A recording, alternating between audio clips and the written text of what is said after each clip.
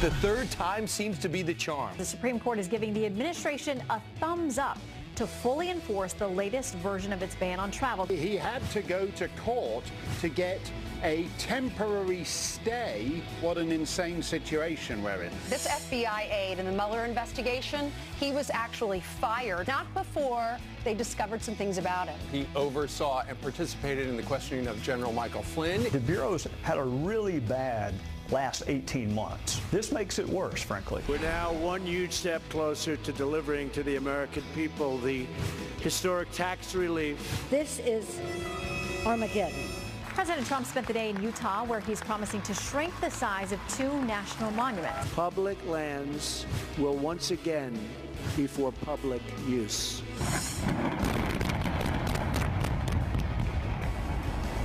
After a failed first attempt, second time's the charm for the Pontiac Silverdome.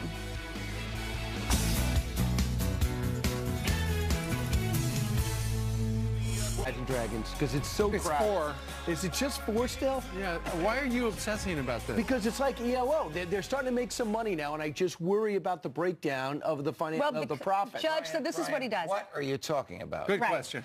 He asks all of our guests how many people are in the band that played that morning. Right. So, No, but I'm just saying that they're very successful bands. You know- like ELO. Remember how many players, how many people were on stage for the Electric Light Orchestra? Like 11. Too many. Okay. So, and no one makes money. That's what you're worried because about. they have to divide their well-being. paycheck. Why do you think Rush did so well? A 3-man band. When's the last time you went to the Philharmonic? Let me see. Thank you. Now Never. that's supporting about 100. Right. Hey, Judge Napolitano joins us. We got all sorts of questions about what's going on in the news. Judge, you see the stories about this FBI agent who looks like he went rogue. His name is Peter Strzok. With every move that he has made in the last year under a microscope, what stands out in your mind as things that look biased where it shouldn't be? I'll tell you what's the most unusual, and good morning, everybody. I'll tell you what's the most unusual thing. When the FBI interrogated General Flynn in the White House on January 24, 4 days into Donald Trump's presidency, it already had transcripts of every one of the general's conversations with Ambassador Kislyak, of which we now know there were 5, between the day of the election and the day of the inauguration. So if they had the transcripts of those conversations, what was the purpose of interrogating the general? To trap him. To trap him, which they succeeded in doing. One of the interrogators Is that wrong, first off? On the premise, I heard you say the last night. Is the premise of that wrong? In my personal view, yes, the government should not be in the business of trapping people. Supreme Court says it's okay, and the government does it all the time.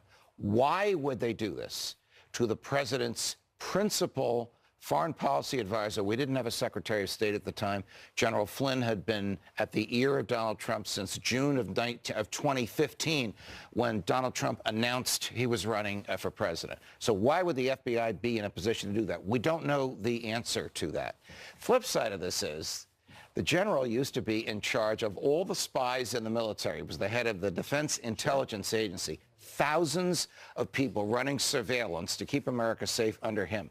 How could he not know that the FBI had transcripts of these conversations? So just as mysterious as is why did the FBI interrogate him is why didn't he tell the truth? So what about this guy, though, Peter Strzok, who changed in Comey's narrative about Hillary Clinton, changed it from grossly negligent to extremely careless, because grossly negligent is criminal. Extremely careless sounds a little softer. But if you ask a first-year law student, what is the definition of gross negligence? The answer is extreme carelessness. There really, in the law, is no different there. So if he changed this, Jim Comey still has to bear responsibility for it because he uttered the statement. It wasn't a written statement. It was a spoken statement. And he's responsible for what he says, even if somebody else drafted it for him. But I have been arguing for 11 months now that the Comey decision was wrong on the facts, wrong on the law, and not his to make. Why doesn't Jeff Sessions see it that way? Yeah, why? Why does the president have to taunt the DOJ and the FBI instead of Jeff Sessions taking this evidence, presenting it to a grand jury, and letting the grand jury decide whether or not Mrs. Clinton should be indicted for espionage? I want want to talk about Peter Strzok for a second. Look at what he's a part of, this guy. He's a part of the Flynn setup, would you say the trap. He's part of looking at the 35,000 emails on Anthony Weiner's laptop. He's part of this gross negligence and the flipping of the language. He is also caught texting anti-Trump views to his mistress on the side. And then he's moved into human resources. Okay. Who ever heard of that? Okay, I understand the point, but I want to make two observations. I have never met an FBI agent that did not have a political opinion. These are smart, intelligent people. They work in the government. They have the same feelings the rest of us do. But if those opinions cloud your judgment or animate your judgment, you should be off the case. So when Jim Comey utilized the services of Peter Strzok, he stayed on the case. When Bob Mueller recognized what an advocate this guy was for one of the two sides, he got off the case. Yeah, but not right away. Well, we don't know when Mueller learned this, and he's off the case. So these are some of the headlines this morning. Senator Blumenthal says credible case for obstruction of justice against President Trump. Right. Senator Feinstein, I see obstruction of justice case forming against President Trump. Okay, so obstruction of justice is the interference with a judicial proceeding or a law enforcement proceeding. Here's the key phrase: for a corrupt purpose. So if Donald Trump said to Jim Comey, back off of General Flynn. If he said that to Dan Coates, who runs National Intelligence, if he said it to Admiral Rogers, who runs the NSA, and he did it because I feel sorry for General Flynn. He's a buddy. Been through enough. That's not a corrupt purpose. Or the FBI has limited resources. They'd be better off chasing bank robbers and terrorists than chasing Mike Flynn. That's okay. But if the purpose was, I'm worried what beans Mike Flynn might spill about me or about somebody close to me, that's a corrupt purpose. But it's impossible to get inside his head. Here's what Trey Gowdy said yesterday to that very question. About the memos. Yep. Obstruction of justice, remember, that started being discussed when Comey had these memos that he said he made. I've read the memos. I've read every one of Comey's memos. They would be defense exhibit A in an obstruction of justice case, not prosecution exhibit, defense exhibit A. If Comey felt obstructed, he did a masterful job of keeping it out of any of his memos. It's the rare crime where you don't have to succeed. The obstructor doesn't have to succeed. He just has to attempt to interfere. What is in Donald Trump's mind? Who knows? It's up to what evidence surrounds his behavior from which a fact finder would infer what's in his mind. Well, because is obstruction of justice a crime? Of course it is. Is it an impeachable offense? Most lawyers and judges agree that it is. Well, it's starting to put doubt in people's minds as to whether or not the FBI can administer a fair investigation. So Christopher Wray, who's now the director of the FBI, he sent a memo to all of his employees to try to boost morale. And this is what it said: please continue to keep focused on our critical mission with fidelity, bravery, and integrity. The American people rightly expect this from us. Keep calm and tackle hard. Now, knowing Chris Wray, my guess is that he actually is speaking to people who have strong political views. That's a very nice thing to say, but that's going to go in one ear and out the other of the thousands of FBI agents. But if there are FBI agents involved in these politically sensitive investigations, they're not prosecutions yet, you have to find out whether the politics is interfering with the professional judgment. If the politics is interfering with, clouding, or animating the professional judgment, the person needs to be transferred to another investigation. You can certainly have a strong political opinion, but it can't be on the front burner as you make law enforcement decisions. But I'll tell you, Wall Street Journal today, lead editorial, they have a major problem with the Mueller investigation, especially how slow he moved to move him out, as well as being obstructive when it comes to Devin Nunes's Intelligence Committee. Well, that is another strange relationship. These things are not supposed to happen when the same political party runs Congress as runs the White House and the executive branch. Who ever heard of a Republican Congress holding a Republican FBI director or a Republican appointed deputy attorney general in contempt? President should pick up the phone and say, give them the documents they want. I think the president is celebrating today because the Supreme Court agreed with him. The final vote was 7-2 yesterday, where they said the president of the United States can go ahead and decide who comes in and out of the country, as the lower courts decide whether or not the so-called travel ban is legitimate. This is the third travel ban. This is the one that includes the Supreme Court's crafted exception for bona fide relationships, meaning a relationship by blood, by family, by marriage, or a job offer, or a seat at in a college or a university. It's the one that Donald Trump himself called watered down. But I agree with you. The president should be. He feels it's watered down because it's not his typical Trumpian phrase. God bless him. But it's his own plan. Correct. Because it's not as strong as the first one. It accommodates the judicial concerns. Here's why he should be overjoyed. All those lower court decisions that said he was animated by racial bias, they're all history. Yep. They're all just footnotes now. Absolutely. So 8 countries, 6 of which are dominated by the Muslim population. So the government can use extreme vetting on people from those countries. This is not the final word on it. The Supreme Court still has to issue an opinion with finality, but we have an indication, 7-2, we have an indication which way it's going to go. Right. Sounds like the final decision by June. Coming. All right. Judge, thank you. Pleasure, guys. All right, Jill, Go Giants, Brian. What remains of them? Yeah, what's left? Eli's back. Yeah. Thank you, Judge. Yes, he is. Yeah. Isn't that crazy? Okay, good morning. Good morning, Judge. How are you? Jill. Good morning to you at home. Let's begin with this Fox News alert. Brand new video of a massive wildfire in Southern California exploding and turning deadly overnight. Right now, police going door to door trying to get thousands of people out of its path. 27,000 have been evacuated as it approaches the city of Ventura, which is home to 100,000 people. There are reports right now of people trapped inside their burning homes.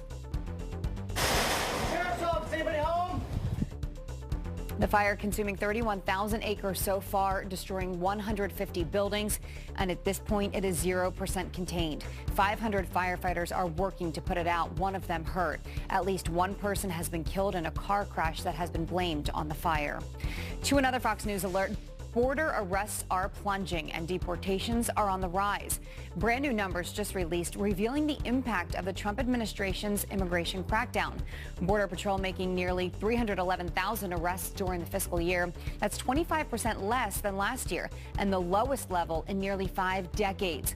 Deportations are up 25% from 2016, with ICE making more than 140,000 arrests. It appears Democratic Congressman John Conyers will call it quits in Congress as a 7th accusation of sexual misconduct surfaces. A family member tells the New York Times Conyers will not be seeking re-election for his Detroit House position. Conyers is expected to make the official announcement on a Detroit radio show later this morning. The latest accusation from a former staffer who claims he touched her inappropriately in church. Let's look at your headlines. So I'm sure we'll have an update on that in the coming hours. His brother's grandson wants to run in his place, right? There you That's go. what I heard this morning. So keep it in the family, I guess. All right. Well, we'll have more information on that today. Well, maybe he wants to run from the name Conyers after all these allegations have emerged. All right, it is 7:12 now here in New York City. President Trump delivering on another campaign promise, shrinking 2 national monuments and giving the land back to the states. Interior Secretary Ryan Zinke was with the president yesterday in Utah. Joins us live next. And ever wonder what Nancy Pelosi thinks about the Republican tax plan? It is the end of the road. This health care, the debate on health care is life-death. This is Armageddon. Right. Steny Hoyer's as shocked as you are. Corey Lewandowski and David Bossie are here. They wrote a book together because they couldn't decide who should write it first. Come to Utah to take a very historic action to reverse federal overreach and restore the rights of this land to your citizens.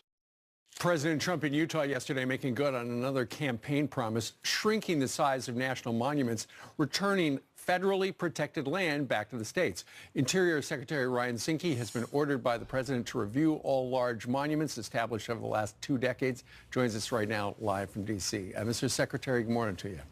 Great to be with you. Good to have you as well. Okay, so in the final days of the Obama administration, I know there are members of the administration, this administration, that say it was a land grab, try to get as many acres as possible and protect them for environmental purposes. You were ordered to examine all of those. Why did you decide to give these many, many, many acres back to the people of Utah? Well, you look at the expanse of it.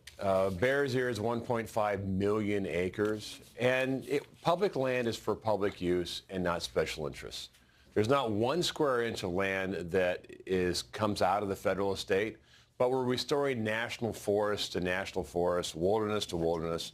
At the end of the day, again, public access, hunting and fishing, grazing, that's an important use. And we're giving a voice back to Utah, a voice back to the local communities that live and work there. It was a blatant misuse of power. In one case, The governor of Utah read about it in the Sunday paper, taking 2 million acres and locking the public out. Right. So now you've returned that public land to the public, but you're getting sued. A number of environmental groups are suing the federal government. And the company with the outerwear, Patagonia, they tweeted this out: "The president stole your land," Mr. Secretary. Well, it's interesting. You know, these companies that make their products other places on foreign shores and special interest groups, there is not 1 square inch that leaves the federal estate, but we do restore national forests to a national forest, restore wilderness, and we open up our public land to the public for greater access, making sure hunting and fishing rights, grazing. There are multi-generational families, ranching families, that found their livelihood being threatened. Timber management is an issue, and we need to make sure we're actively managing our lands. You look at what's happened out west, fire after fire, devastation after devastation.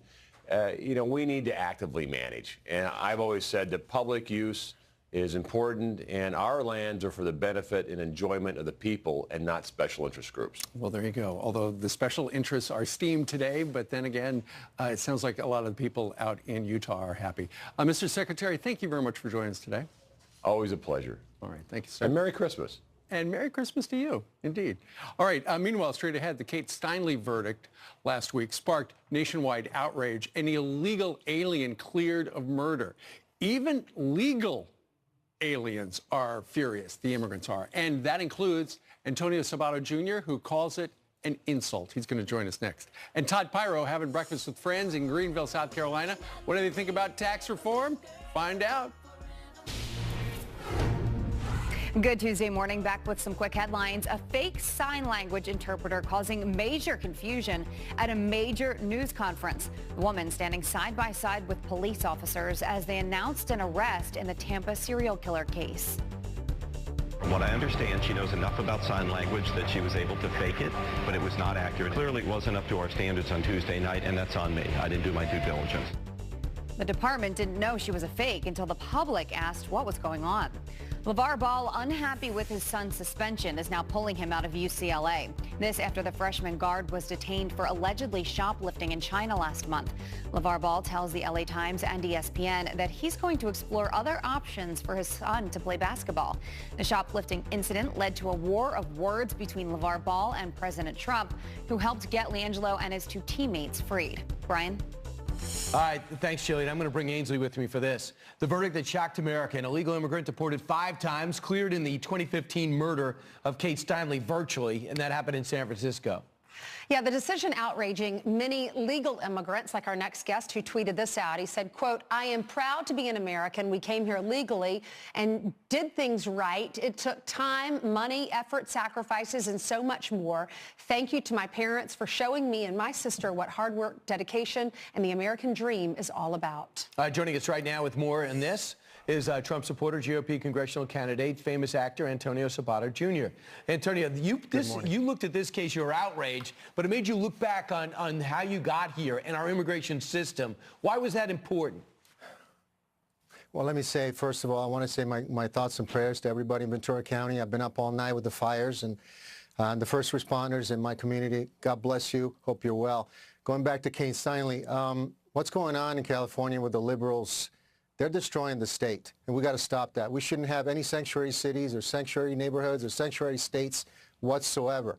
These people are protecting people that are here illegally. We allow a million people come to a country every single year legally.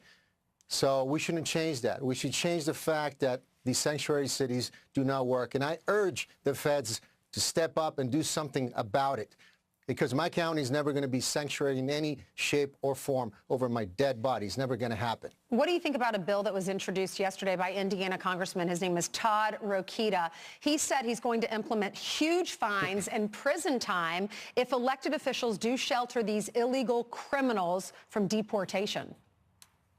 I support it 100%. That's what we should be doing. We should be protecting the American people, taxpayer money, first and foremost. Okay. Well, let's just see if this actually goes through, if he gets some momentum behind it. He'll be joining us a little bit later in the show. In terms of sanctuary cities, I hate to tell you, Antonio, but you're in the minority. Most people do not agree with you out in California and outside Orange County. So you really, if you don't like the policy, you almost have to leave. Well, it's okay because, you know, our President Trump was the minority too, and look what happened. It's going to take some time and a lot of effort, but we can fight this because the American people are fed up.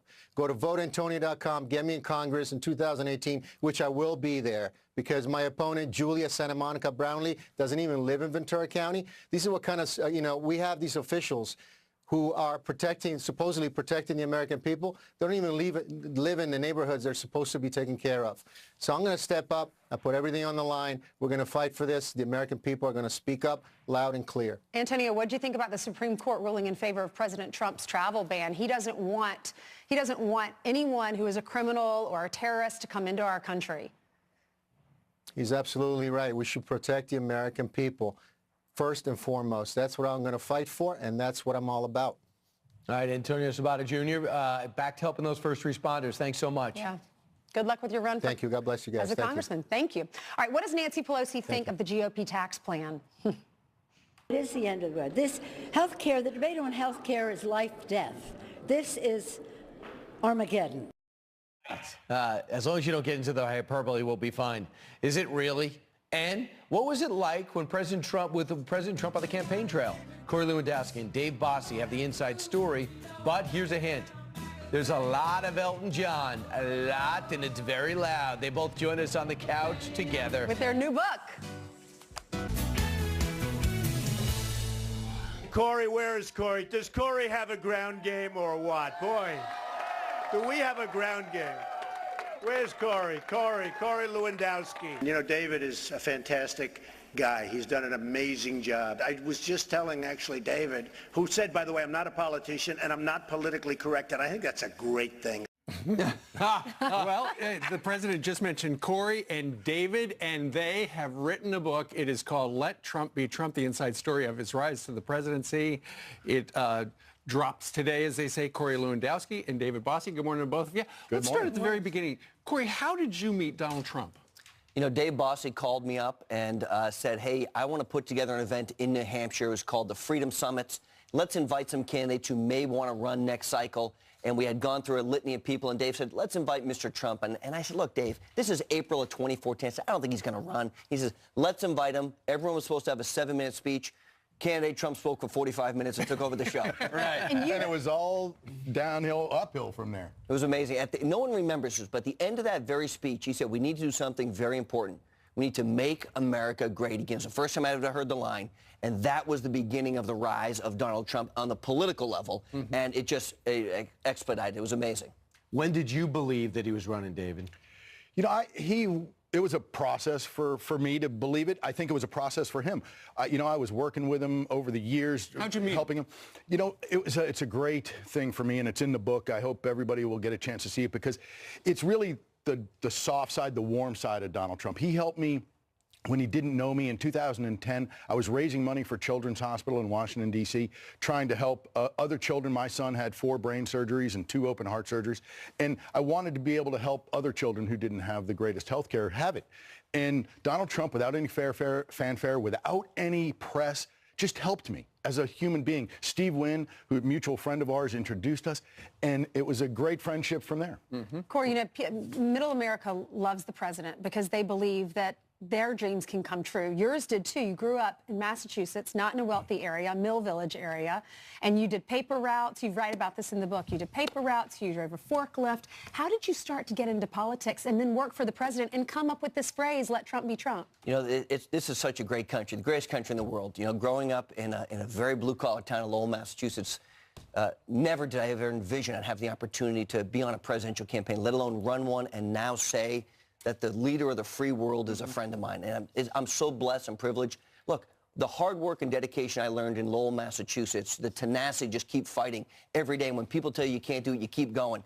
That's what I learned, and that's what I tried to bring to the Trump campaign, because every pundit on the left and all those mainstream liberals said he'll never run, he'll never succeed, and we weren't capable of winning. And through his sheer tenacity and gut, he just outworked everybody. I love what your mom did. Your mom, the way she was able to send you to college, she got a job in the financial office. That's how much your mom loved you and wanted to give you that opportunity. Very lucky. Yeah, so let's talk about the president and being on with him. We know it's unique. We know the run, the victory has never been replicated, probably never be duplicated. Sound a little like Don King. But what was it like behind the scenes? It wasn't easy, David, right? Because the intensity was high. You had to be cool under pressure. Certainly, but we as a staff, first of all, nobody won this campaign but Donald Trump. Let's just be clear about that. He won it. He was 99% of the equation. We, the entire staff, were the 1%, and we helped, but it was all him. It was a roller coaster, though, right? It was a roller coaster. Look, we wanted to do, Corey and I, and we've talked about this, we talk about it in the book, about how difficult it is because the man wants, demands, and deserves perfection from the staff. He expected it in the Trump org through his books and his TV deals and his real estate empire. And he wanted it in the campaign, and that's what we tried to give him. Some days we failed. Some days we failed, and it was tough because of things that we did. But I got to tell you, no greater boss. There are some tidbits out there. One is sometimes the music. The Elton John would be so loud on the plane and elsewhere.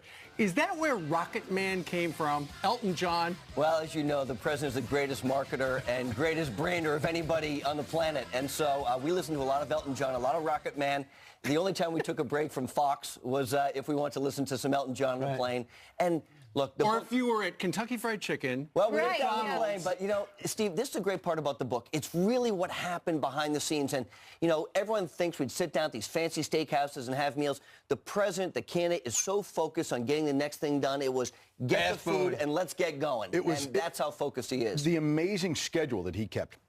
One of the reasons that he won is because of his work ethic. He worked harder. He outworked Hillary Clinton at every turn. He never stopped during the day. And that's why we did fast food. I mean, those were the food groups. McDonald's, Kentucky Fried Chicken, and pizza. You know, I tell the story in the book, and it's pretty funny. You know, I'd been on the campaign trail for about 18 months. We were in Wisconsin. I knew we'd lose in the primary. And we had about a 13-minute flight, maybe 15, and I took a nap for those, and he'd look back. And he had walking pneumonia. I had walking pneumia. I was drinking 19 Monsters a day, I think, and I couldn't stay awake, and he turned back, and he looked at me and says, Corey, if you can't make it, we'll get somebody else. Mr. Trump, I've been working 20 hours a day for 2 years. What was the opposition research done in the other Republican Party? I was amazed at how well he knew the other. But he looked at Kasich, and he goes, oh, yeah, your economy's going good because of... You destroyed the economy because of Lehman Brothers. Look, this was all candidate Trump. We never spent a dime on opposition research. The president, then candidate Trump, would say, look, I know everything about these guys. I need a one-liner, two-liner, because he knows how the American people are. That's what we put in the book. Corey, for a while, you went away, and they brought in Paul Manafort, and he took over. Did then candidate Donald Trump know that Paul Manafort had a sketchy background? You know, I don't know, Steve, if he knew the history of Paul Manafort. What we knew at the time was Paul's job in the campaign was to wrangle the delegates, because it's a very arcane process, and he's literally the last guy alive who was involved in the last time there was a contested election in 1976, right? So nobody else had been involved in this. So we brought Paul in to work on the delegates, and what we found out very quickly was this was a person who wanted to change candidate Trump. And what our motto of the campaign was, because he's the most successful guy we've seen in a long time, real estate, books, television, let Trump be Trump, because that's what wins. David, let's talk a little bit about the news of the day. The FBI, the president yesterday was getting on the plane heading to Utah, and he said, this is a double standard. What you're doing to General Flynn, it's a double standard because Hillary lied countless times, and she got off scot-free. Well, now we're learning that the FBI agent may be the one who changed the report on Hillary Clinton. Peter Strzok. It's an amazing story, and the president is exactly right. Look, the rank and file of the FBI, they're the best, right? They're the best of the best. But he understands, the president understands that the leadership has had a problem, whether it was James Comey or others. And I just think he's exactly right to point out their flaws so that we can clean it up for the future. Hillary Clinton did lie. And for her to be able to have a double standard where Mike Flynn is held to one standard and she to another is unfair to Mike Flynn, but it's unfair to the country because justice is not done to Hillary. You know, Corey, I know you want to let Trump be Trump. That's the name of the book. However, Trey Gowdy, who's hardly an enemy of the president, you would say a supporter, and Senator Lindsey Graham is having lunch with him today. They've been a supporter. They are legal minds, and they say when it comes to this case, the president has to stop tweeting. Does the president recognize the peril of the tweeting as opposed to the marketing? No, I think the president fully understands the impact of his tweets and how many, 45 million people watch every tweet that he puts out every day. But legally he could be getting himself into trouble. Yeah, but look, I think and I'm not an attorney, so let me just say that, but his attorneys have said the president cannot obstruct justice. Part of what his job is as the president of the United States is he cannot do that. Now, does he have the right to ask if fairness has been applied between what happened with Hillary Clinton and Mike Flynn? Absolutely he does. And that's part of his job and part of his responsibility. And if there is a deep state out there which is preventing truth and justice from taking place, then it needs to be exposed. Well, I tell you what, that there was one tweet last week that got him in trouble, but it turns out it was written by his lawyer. One of the big wins, you got a couple of big wins. I'm sure it was. The travel ban, that was a win with the Supreme Court yesterday, and taxes. Now full steam ahead in the Congress. Nancy Pelosi says that if your plan goes through, hold on, watch this soundbite, could be bad. Watch. It is the end of the road. This healthcare, the debate on healthcare is life-death. This is Armageddon. She says it's Armageddon. Larry Summers in an op-ed said that tens of thousands of people would die. Would cause thousands to die. So for the folks who are watching right now, why is this plan a good plan? The tax plan, look, it's very simple. If you're a small business owner in this country and you're paying 35% tax and you're going to get a reduction to 20%, you know what that means? It means you can make capital investments. It means you can hire more people. It means you can take care of people for a change, right? It means the economy is growing at 3.3% and not 1.2%.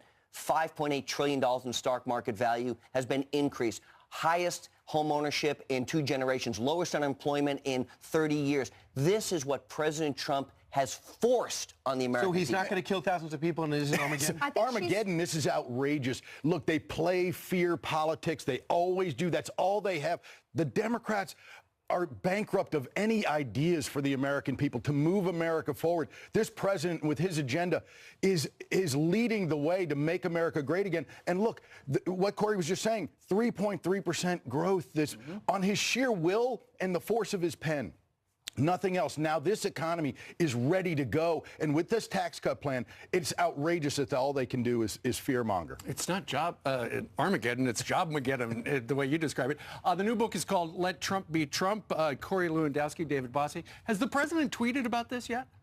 Well, Steven's been out for about an hour, so I don't know when he's going to tweet about it, but we did have the privilege of giving the president a copy, so I hope he likes it. And what did he say? What did he say when he saw it? I think he likes the picture on the front. That's the picture from the Christmas card, right? So it's a great picture. It's a great book. Lots of good stories behind the scenes, so you'll want to read it. Good job. Congratulations. Right. Thank you very much for dropping by.